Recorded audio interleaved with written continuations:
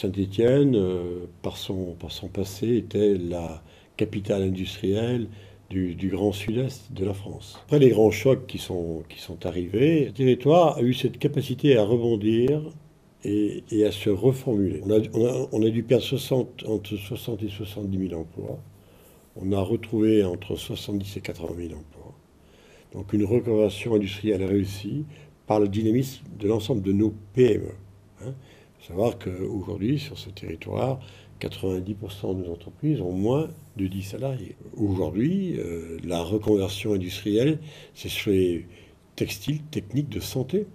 Aujourd'hui, 70%, je le disais tout à l'heure, hein, de la production européenne est à Saint-Étienne, avec 3 leaders, hein, Tuan, Sigvaris et Gibaud. Ça s'est fait aussi sur la grande mécanique lourde que nous avions ici, la grande métallurgie. Aujourd'hui, c'était une reconversion totale sur le nucléaire, sur le médical. Donc ça veut dire que réussite de la reconversion industrielle sur le textile, mais réussite également de la reconversion aujourd'hui sur les métiers, de la mécanique générale. On a un territoire avec une main-d'œuvre très qualifiée.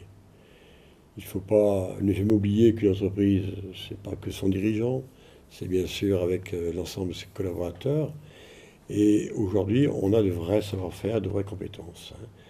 On a environ 50 sociétés à capitaux étrangers, donc des filiales ici, et elles nous disent que les meilleurs résultats, elles les font à Saint-Étienne. Lorsque nous avions décidé de se rapprocher de Lyon, notre préoccupation, c'était quoi? C'était l'entreprise et la proximité. Si la proximité d'une entreprise est garantie, elles retrouveront toujours ces entreprises le même service apporté par l'ex-Cécile Saint-Étienne-Montbrison. C'est ce que nous espérons. Bien. Ça me semble être la volonté aujourd'hui de l'organisation qui se met en place. Donc, qu'est-ce que ça peut apporter? Elle va nous apporter, et ça c'est clair, quand on voit que l'ADERLI, par exemple, hein, qui est un outil de prospection à l'international pour faire venir les entreprises sur le territoire, c'est des budgets colossaux que nous n'avons pas ici.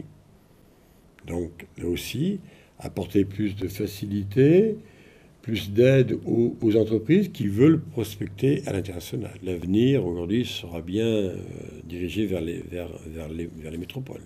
Hein, quand on voit la métropole de Lyon, aujourd'hui c'est énorme. Donc pour Saint-Étienne, c'est important que Saint-Étienne puisse aujourd'hui devenir une métropole. On a un maire, Gaël Perdriau, qui me semble être un garçon actif, hein, qui connaît l'entreprise et qui a envie que son territoire se développe et prospère. Donc il aura d'abord plus de moyens par cette métropole, ça c'est clair, pour peser sur le débat économique. En matière de gouvernance économique, on doit travailler avec les chefs de file. Il faut un chef de file. La région a la compétence, c'est clair. La région a également les financements. Et ça, c'est quand même important pour l'action économique. Et je crois que Laurent Wauquiez devrait et doit se reposer sur les consulaires. Les consulaires gèrent des établissements publics en charge du développement économique. C'est des chefs d'entreprise. Ils sont à la fois l'homme et la femme de l'art.